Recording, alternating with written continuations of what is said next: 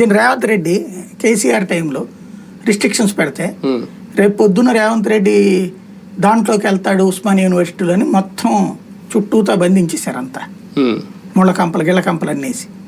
రేవంత్ రెడ్డి ముందు రోజు నైట్ వెళ్ళి లోపల పడుకున్నాడు, కరెక్ట్ టైంకి బయటకు వచ్చాడు. అట్లాంటి అంటే ఇక ఆ టైపు రాజకీయాలు చేయాలి జగన్.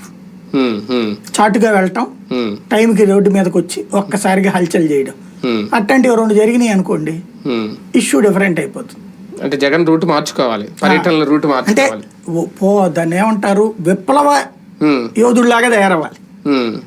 అలా తయారు కాకుండా అక్కడ ఉన్న నాయకులందరూ చచ్చి చెడైనా సరే జనాలందరినీ పోగేయాల్సింది, నేను అప్పుడు వెళ్తాను, లేకపోతే జనం అందరూ అక్కడికి వస్తే నేను వెళ్తాను అనుకున్నాడు అనుకోండి, రాజకీయాలకి వదిలేసుకోవడం. ఇంకా అక్కడ అంటే ల్యాండ్ ఆర్డర్ కంట్రోల్ చేయాలంటే తప్పదు ఈ నిర్ణయాలు అని ఏమన్నా ప్రభుత్వం రేపు కోర్టుకు చెప్తుంది. అతను అట్లా వెళ్తే తప్పించి చెప్పడానికి ఏం లేదు.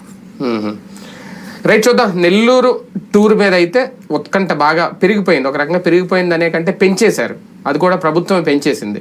ఎందుకంటే జగన్ కోసం వచ్చే కార్యకర్తల్ని, ప్రజల్ని, అభిమానుల్ని అడ్డుకునే ప్రయత్నం అయితే చాలా